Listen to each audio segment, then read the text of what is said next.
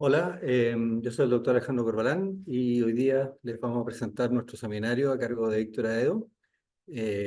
Víctor es candidato a doctor en programa de doctorado en farmacología, es médico veterinario de formación y tiene un magíster en farmacología y nos va a hablar un contexto general de su tesis doctoral eh, en torno a este nuevo sistema o terapia alternativa a terapia génica CRISPR-Cas9.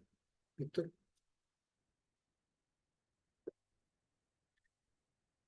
Muchas gracias, profe, por la presentación. Y mientras se ve bien la presentación. Víctor, no se ve presentado. Si puedes hacer lo que hiciste anteriormente, compartir, duplicar.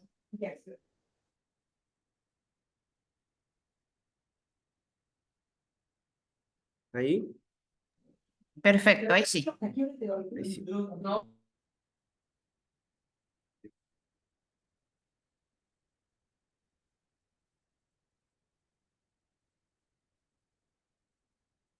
Bueno, un cordial saludo a todos los que están presentes. El seminario de hoy se titula Nuevas proyecciones del sistema CRISPR-Cas9 como terapia génica en tumores gastrointestinales mediante la vehiculización con nanomateriales.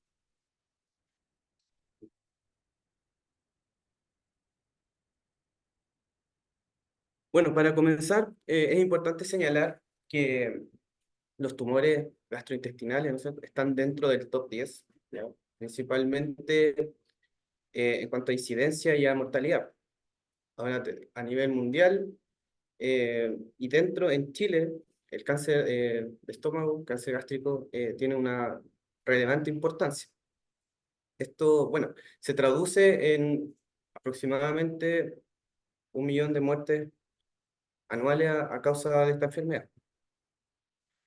Em, los tratamientos farmacológicos actuales han hecho bastante, ¿no es cierto?, en aumentar la sobrevida de los pacientes, pero sin embargo, todavía falta como trabajar en el sentido de disminuir la mortalidad, como les señalaba, 1 millón de muertes anuales, todavía por cáncer gástrico. Aquí en azul vemos en azul oscuro, ¿no es cierto?, toda la inmunoterapia que está aprobada por la FDA para utilizar en cáncer gástrico, y en celeste son todos los otros eh, medicamentos que están en proceso de validación. Y bueno, son bastantes, y todos tienen relación, ¿no es cierto?, a la clasificación molecular de cáncer gástrico. Bueno, principalmente, todos los factores de riesgo, ¿no es cierto?, son el ambiente, ¿no es cierto?, agentes infecciosos, factores genéticos, ¿sí? Y el Atlas Genoma del Cáncer, ¿no es cierto?, clasificó todas las alteraciones moleculares presentes que, bueno, habían sido utilizadas también para inmunoterapia, ¿no es cierto?, pero en este caso las clasificaron en 4 subtipos, ¿no es cierto?, el cromosoma inestable, el cáncer gástrico asociado a Epstein-Barr, inestabilidad microsatélite y genómicamente estable. Bueno, entre los principales genes que se ven alterados, ¿no es cierto?, en estos grupos, principalmente son a causa de mutaciones o por procesos epigenéticos, ¿ya? Entonces, como necesitamos trabajar, ¿no es cierto?, en la mortalidad de los pacientes, sería interesante ver, ¿no es cierto?, cómo estos genes influyen, ¿no es cierto?, en el desarrollo de la enfermedad. En el 2012 se publicó este paper en el cual señala un gen, ¿no es cierto?, que es de origen bacteriano, que está ligado a 2 hebras de RNA que pueden complementar a una enzima y realizar cortes dirigidos, ¿ya? Básicamente este es un gen, se llama CRISPR-Cas, que está compuesto por la secuencia de Cas, un líder, ¿cierto?, una secuencia líder y una repetición. estas repeticiones son secuencias, obviamente como dice la palabra, repetidas, y entre los espaciadores están secuencias de agente infeccioso, como VIP, por ejemplo. Voy a señalar a continuación cómo funciona esto. Bueno, y dentro de este trabajo lo que se logró realizar, ¿no es cierto?, es formar un loop entre el cRNA y el TRAC-cRNA. O sea, de dos elementos que están unidos por complementariedad de base, ¿no es cierto?, se forma un link entre ellos y se genera una hebra que podría dirigir, ¿no es cierto?, cortes hacia un lugar del genoma. Esto ocurre, ¿no es cierto?, en la bacteria. Ahora, como para explicar más o menos este sistema, por ejemplo, aquí tenemos una bacteria donde un virus deposita su ADN exógeno. Entonces, este DNA exógeno es reconocido por la bacteria gracias a la secuencia PAM, ¿no es cierto? Entonces, ¿qué es lo que ocurre? Que cuando se detecta este segmento de repetición se duplica, ¿no es cierto? Y este gen exógeno, ¿no es cierto? Este ADN exógeno es integrado en la secuencia. Entonces, aquí tenemos, y obviamente por cada DNA exógeno que esté en contacto con la bacteria va a ir agregando, ¿no es cierto?, secuencias de todos. Entonces, esto siempre se señaló como parte del sistema inmune y de la memoria de la bacteria.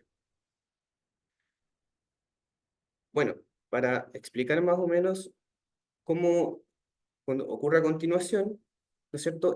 Los protoespaciadores, ¿no es cierto? Como les había señalado, es donde queda la secuencia del DNA exógeno más en la secuencia PAM, y estos se transcriben y se cortan, y hay cRNA disponible, ¿no es cierto?, en la bacteria, por complementariedad de base, según este TRAC-cRNA, que tiene la característica de activar ese rRNA y al mismo tiempo posee loops, ¿no es cierto?, para poder formar el complejo con la enzima. Entonces, si esta información de un DNA viral, si la bacteria vuelve a estar en contacto con este virus, ¿no es cierto?, esto va a ser reconocido y se va a dirigir el complejo a realizar un corte en ese DNA exógeno. Entonces, así es como funciona en la bacteria. Ahora en B, vemos que se diseñó, ¿no es cierto?, la fusión con el loop, y ahora esto se puede dirigir, ¿no es cierto? Se puede dirigir dentro de un genoma eucarionte. Esa es la característica que fue traspasada desde la bacteria y para poderla desarrollar en el modelo eucarionte. Em, en, en esta línea, por ejemplo, para poder realizar cortes, ¿no es cierto?, para caso de genes con mutaciones. Pero ¿qué pasa en genes que están inactivados, por ejemplo, por procesos epigenéticos?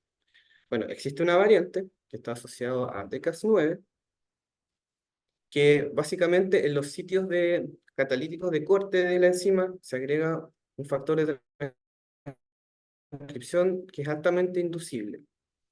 Entonces, la guía dirige, ¿no es cierto?, arriba de la secuencia codificante, y este complejo al unirse forma un bypass de ese promotor, por ejemplo, que puede estar afectado por metilación. Entonces, de esa forma podemos inducir la expresión de un gen.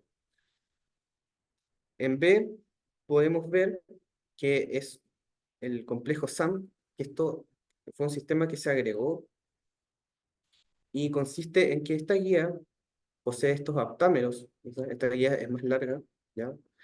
Estos aptámeros que es RNA en 3D que representa dos promotores. Entonces, se utiliza esta proteína que es sintética, que está compuesta por un bacteriófago, por ejemplo, MS2, P65 y HSF1, que son dos factores de transcripción también que son altamente inducibles. Entonces, este complejo se une en estos aptámeros y podemos inducir la respuesta con tres factores de transcripción. Entonces, además, esta variante también, en vez de agregar, por ejemplo, como BP64, un factor que activa la transcripción, podemos usar otro que pueda silenciar el gen. Entonces también este sistema sirve para silenciar, por ejemplo, un oncogen, o podemos inducir la expresión de un gen supresor de tumor, por ejemplo.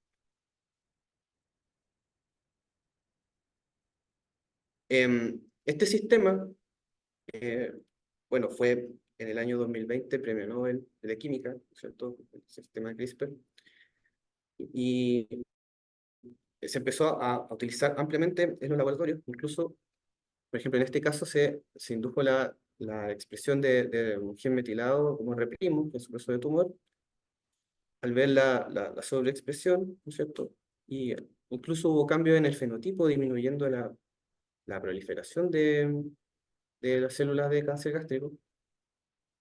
Vemos que este sistema funcionó muy bien in vitro, pero también el sistema CRISPR tiene dificultades, ¿no es cierto? Como por ejemplo la vehiculización, que aquí, por ejemplo, en esta tabla tenemos una comparación entre las herramientas de vehiculización. Ahí están los vectores virales, ¿no es cierto?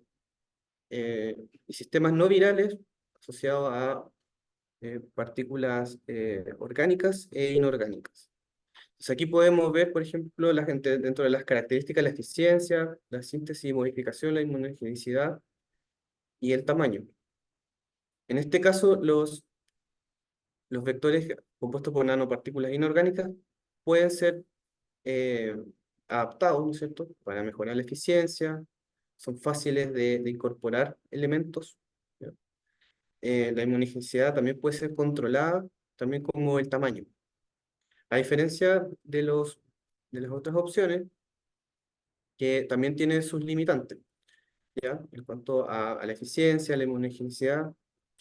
Y voy a detallar un poco más el caso de los vectores virales. Aquí están en esta tabla están todos los tipos de vectores virales que se utilizan. Y claramente, como les había señalado, ¿no es cierto?, están los problemas de inducir oncogénesis, ¿no es cierto?, de la respuesta inmune, ¿ya? Y en este caso, los que se están utilizando más actualmente son los virus adeno-asociados, que no tienen estas características no son proinflamatorios ni tampoco inducen oncogénesis, pero sí tienen una pequeña capacidad para empaquetar. Entonces, por ejemplo, pensando en el sistema CRISPR, la enzima Cas9 es una enzima muy grande, por lo tanto eso dificultaría un poco su utilización. Otra característica importante es que en este trabajo se buscó expresar este gen NTF3, ¿ya? Y se comparó con dos sistemas. Un sistema a través de vectores virales, ¿no es cierto?, una transfección, versus un delivery de proteína en cationes lipídicos, ¿cierto? Entonces, una de las limitantes también de CRISPR que hay que señalar son los off-target, que la secuencia guía, ¿no es cierto?, que dirige el complejo también puede unirse en otro lugar de forma no deseada. Entonces, en el caso de una transfección, estamos promoviendo probablemente estos off-target porque esta expresión es más permanente.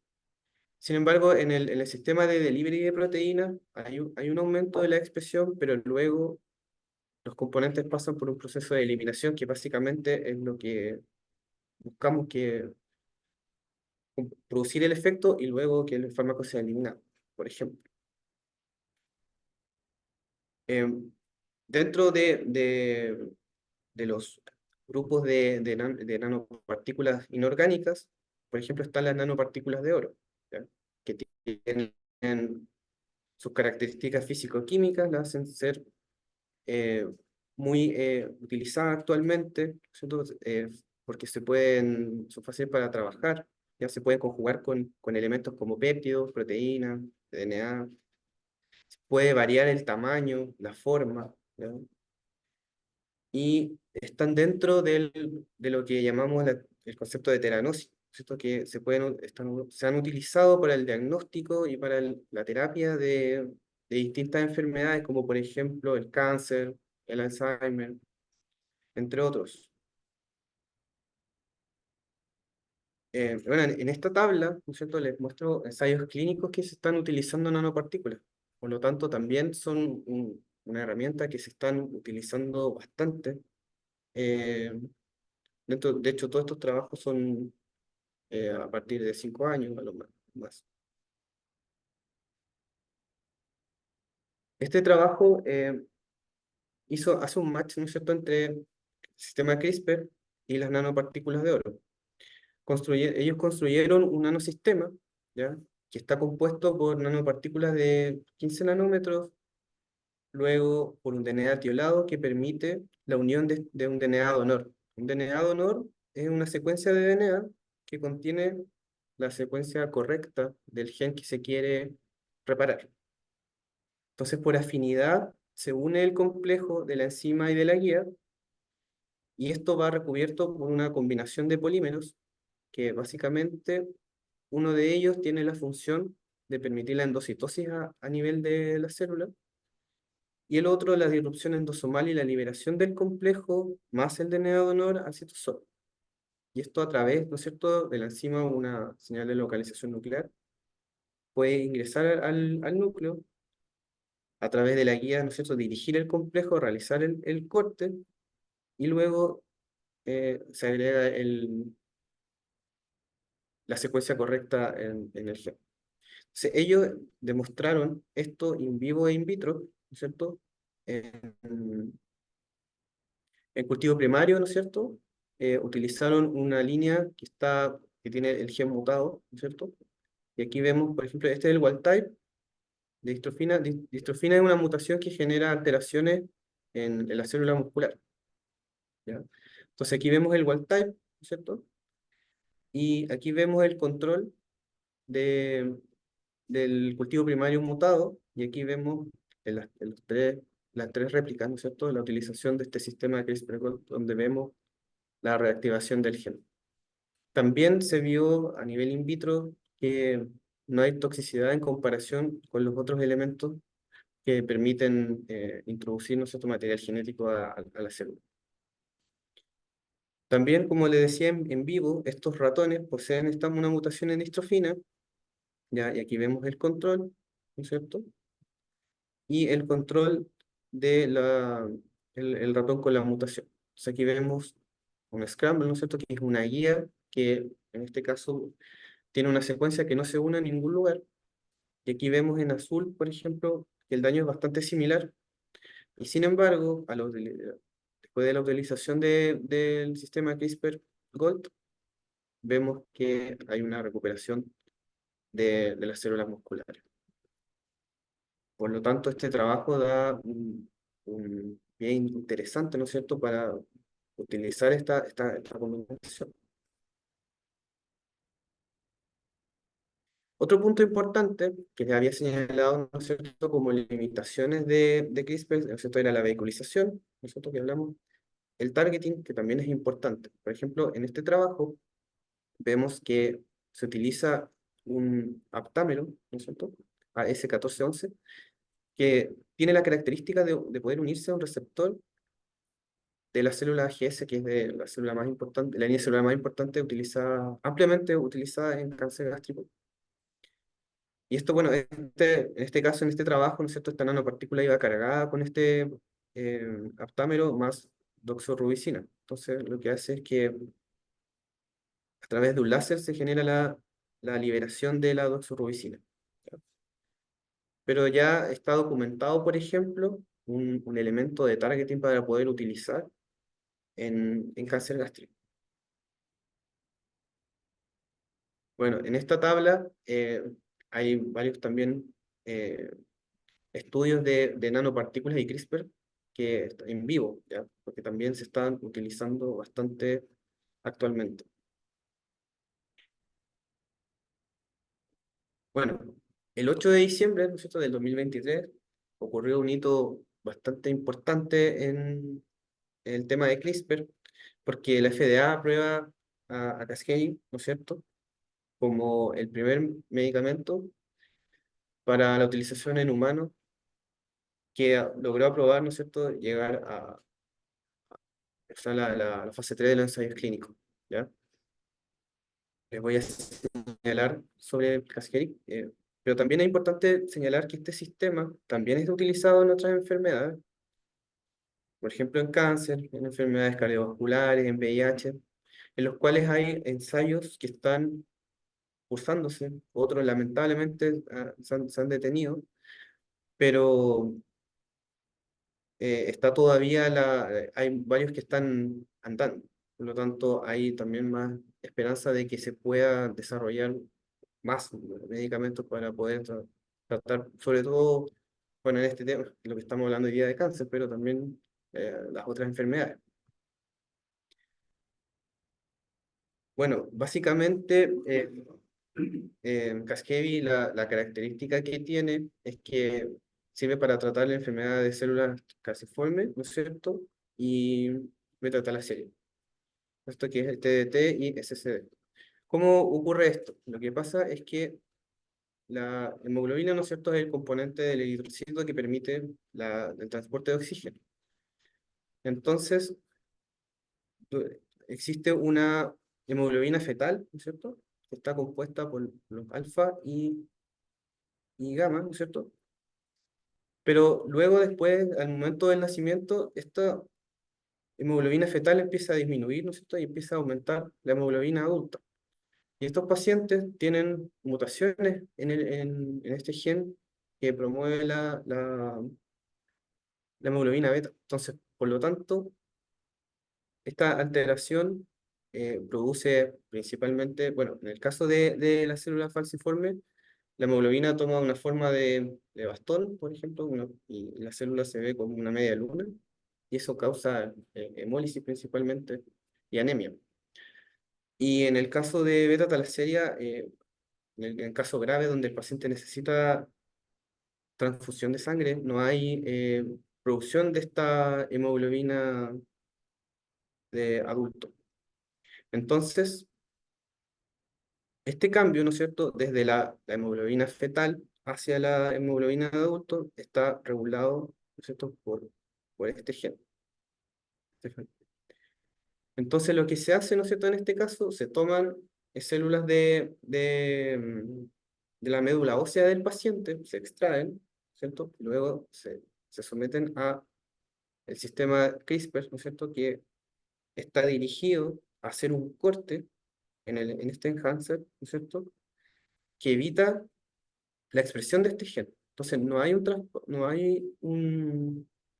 el traspaso desde la hemoglobina fetal hacia la adulta, sino que la adulta cae y la fetal nuevamente empieza a funcionar. Entonces, en este ensayo se tomaron 17 pacientes con enfermedad celular calciforme, de los cuales 16 ya en un seguimiento de 3 años lograron evitar las hospitalizaciones, y en el caso de beta-talasemia, de 27, 25 dejaron de utilizar también transfusión de sangre. Por lo tanto, ya van 3 años desde el seguimiento, y eso ha permitido de que este tratamiento haya sido aprobado. Bueno, finalmente les quiero eh, proponer, ¿no es cierto?, un nanosistema ideal, ¿no es cierto?, que en el fondo, gracias a que cáncer gástrico es un tubo que tiene contacto con el exterior, ¿no es cierto?, podemos desarrollar y proponer este sistema ideal, que estaría compuesto, como señalé, por nanopartículas de oro, ¿no es cierto?, un grupo, un grupo amino asociado a polietilenglicol, que esto permitiría dar una carga positiva, dado que el complejo entre la enzima y la guía tiene carga negativa. Y esta enzima, ¿no es cierto?, y este complejo, esta guía, debería ir dirigida a algún gen de todos los que están alterados en cáncer gástrico que señalé al inicio, más un elemento de targeting que permita unir este nanosistema a la célula tumoral gástrica. Esta combinación de PLGA y PI son una combinación de polímeros comerciales que realiza las mismas funciones que señalé en el trabajo anterior, permite la endocitosis y la disrupción endosomal. Y esto debería ir recubierto por algún polímero mucoadhesivo que permitiera la unión, ¿no es cierto?, a la mucosa gástrica y hacerlo más en una terapia tópica. Entonces, las conclusiones de este seminario serían que los tratamientos farmacológicos actuales han sido exitosos en aumentar la sobrevida de los pacientes, sin embargo, no han impactado en la mortalidad del cáncer gástrico. Y la aprobación de Casgevy ha sido un hito importante, pero se necesita continuar perfeccionando. Esto está determinado por el alto costo, ¿cierto? Aproximadamente $2 millones cuesta la terapia. El manejo, ¿no es cierto? Porque se necesitan, y las instalaciones que se requieren, porque hay que extraer células de la médula ósea, que eso no se puede hacer en cualquier lugar. Entonces todavía está restringido. Los mismos eh, eh, los fabricantes de ellos señalan, ¿no es cierto?, en una entrevista que se necesitan de, como de segunda generación, por decirlo así. Hay que mejorar en ese aspecto. Y bueno, el desarrollo de una terapia basada en CRISPR asociada a nanopartículas de oro tendría un impacto en la mortalidad causada por esta enfermedad. Como les señalé, todavía está pendiente trabajar en la mortalidad que todavía tenemos por cáncer gástrico. Bueno, los agradecimientos al FONDAP, obviamente, ¿no es cierto?, a los fondos irregulares de los profesores y a los grupos de los laboratorios que reciben el apoyo de todos ellos. Muchas gracias. Y eso sería la presentación. Muchas gracias por la...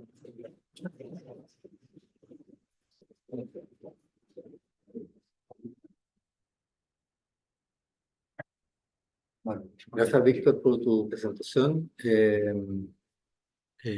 Preguntas, dudas, consultas, pueden ser por el chat directamente o levantando la mano y usando el micrófono, como quieran. Víctor va a responder todas las cosas.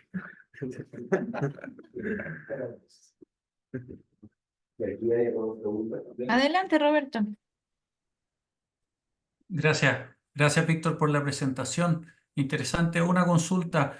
¿Cuál es el target al que quieres apuntar? ¿Cuál es el gen que quieres inactivar y por qué crees que la inactivación de ese gen podría ayudar a tratar el cáncer gástrico?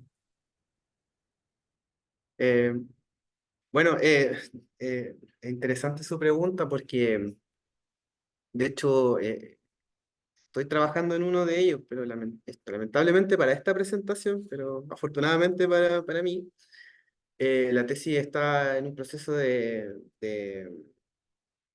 patentamiento. Entonces, no puedo señalar directamente por el momento cuál gen, pero dentro de los que señalé hay varios que se podrían tomar como alternativa. ¿Y cómo evitas que la pérdida de función de ese gen sea en otras células que no sean solo las de cáncer? Primero, o sea, ¿cómo da esa alta especificidad para que solo sea en el tumor y no en el resto del tejido? Y lo segundo, ¿cómo haces para que eso ocurra en todo el tumor? Porque al fin y al cabo, si eso se inactiva en, no sé, el 80% de las células, el 20% de las células va a seguir creciendo y generando un tumor. ¿Cómo haces Claro. para que esto ocurra en todas las células con una altísima eficiencia y evites que ocurra en tejidos sanos? Bueno, la primera pregunta, ¿no es cierto?, cómo hacerlo que solamente sea la célula tumoral, eso es gracias a la nanopartícula de oro. Eso está demostrado de que la nanopartícula de oro tiene afinidad por la célula tumoral.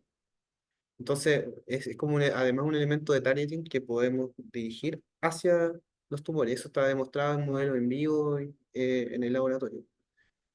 Entonces, de esa forma evitamos, ¿no es cierto?, que las otras células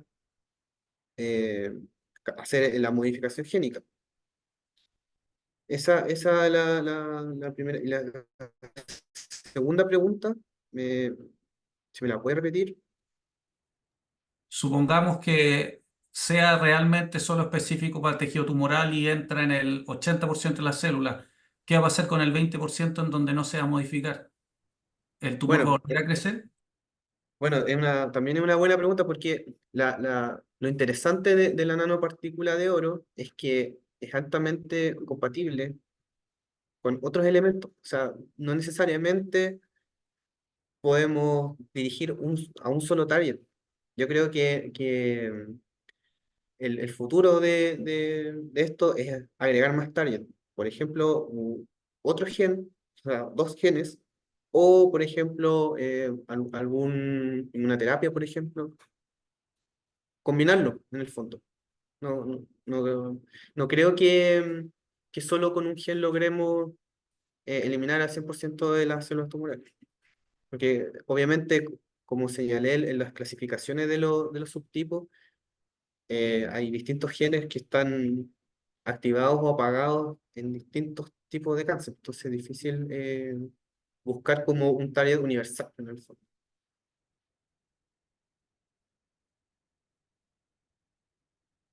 Gracias. No sé si alguien más tiene otra pregunta que me pueda señalar.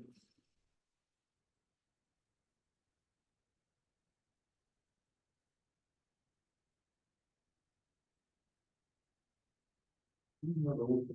Cuando tú hablas que no pueden apagar un genes, ¿cuál es el tipo de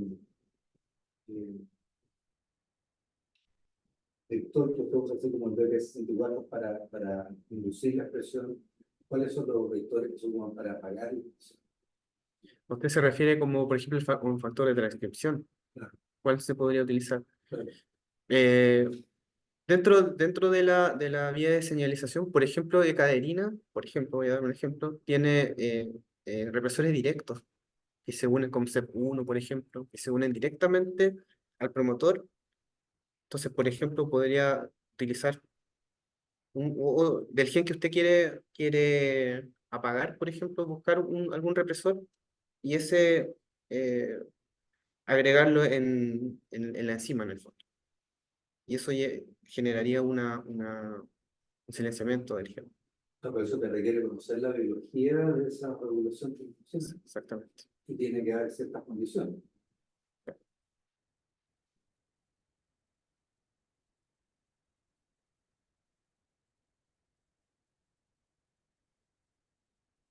¿Alguien más? Sí. Sí, Víctor, una consulta. Bueno, estás viendo solo la opción de usar Cas9 normal. Igual se ha visto en vivo que hay ciertos efectos dañinos para las células por la activación de P53 y otras cosas. Por eso los ensayos en vivo ahora se están saliendo de la línea de Cas9 y se están moviendo a los base editors. ¿Han visto esa opción, usar base editors en vez de Cas9 o cuál es tu idea con respecto a eso? Lo que pasa es que todavía estamos en una etapa inicial. Entonces estamos todavía trabajando con Cas9, pero probablemente, depende de los resultados, vamos a tener que ver otras opciones. No podría señalar todavía. Y para entender bien este proceso, esta emulsión, ¿cuál es la idea? Es que tengas un complejo ribonúcleo proteico que esté asociado a la partícula de oro y recubierto por una capa lipídica. Esa parte no entendí exactamente cómo era el agregado final que nos mostraste. Si lo pudiera explicar un poquito más cuál es la idea de los componentes. Esto, Sí. el nanosistema ideal, ¿no es cierto? Claro, lo que pasa es que eh, mientras más específica sea la terapia, va a ser más efectiva y vamos a disminuir el daño efectos adversos. Entonces, la idea es que este nanosistema esté recubierto por este polímero mucoadhesivo y se pueda unir a la mucosa gástrica y que no avance por el intestino. Ese es más o menos el fin. Entonces, como tiene además un elemento de targeting, va a poder unirse a la célula tumoral. Y de esa forma, ¿no es cierto?, a través luego de los polímeros, ¿no es cierto?, ingresar a la célula tumoral y liberar el complejo ribonucleoproteico. Ese es más o menos lo como proyectamos en base a la literatura que podría ser una posible terapia. Igual, aprovechando que usted me pregunta eso, Dentro de los ensayos que se están haciendo en cáncer con CRISPR, ¿no es cierto? En ensayos clínicos en vivo, no hay ninguno asociado a cáncer gástrico. Eso creo que se me olvidé señalarlo, pero eso es importante. En los tumores sólidos que se está utilizando en páncreas y en cáncer de mama, pero en cáncer gástrico todavía no hay. Entonces eso abre también una puerta, una posibilidad a avanzar en esa línea.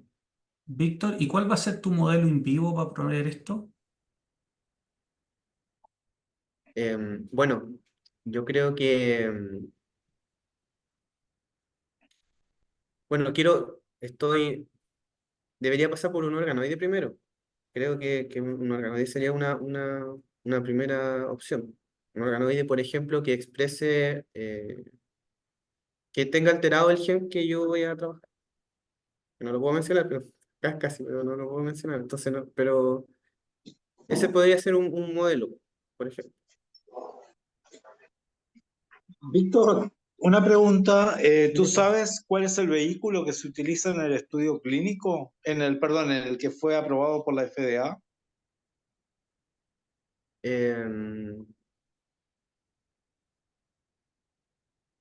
Creo que es un catión lipídico, no estoy seguro. Lipídica. Ah, perfecto. Una Creo, sí, pero no estoy seguro. nanopartícula lipídica. ¿Sí? Sí, creo, no estoy seguro, sí, pero Está. Gracias.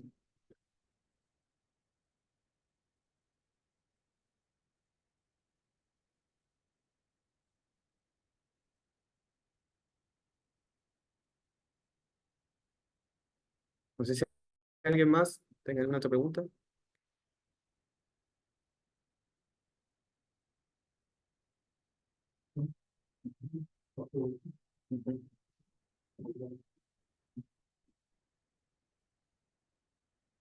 Yo creo que ya estamos, ¿Me escuchas profesor bien? Yo creo. Corbalán. Si es Bueno, que, si no es que el gracias profesor Víctor por tiene otra la... pregunta que estoy ahí. Sí, si no hay más preguntas, no sé, doctor Chon, no tiene nueva pregunta. No hay preguntas, ya. Ok, bueno, muchas gracias Víctor. Esto es un trabajo en marcha. Tratamos de poner algo que es un tema, creo, muy transversal y que ha ido creciendo durante el desarrollo de la tesis. Yo creo que el mérito de Víctor es que ha desarrollado o está desarrollando esto a través de la pandemia, lo cual fue bastante complicado. Y esta aprobación que ocurrió el año pasado de esta nueva terapia ha sido como una especie de tremendo reconocimiento particular al esfuerzo de Víctor que partió hace muchos años atrás cuando esto era solo una idea. Así que tratamos de compartir este pedazo de resultado que tiene de esta visión macro, digamos, de esta tesis que está en marcha y que esperamos termine positivamente y prontamente. Así que gracias por escucharnos y gracias a Dios. Gracias.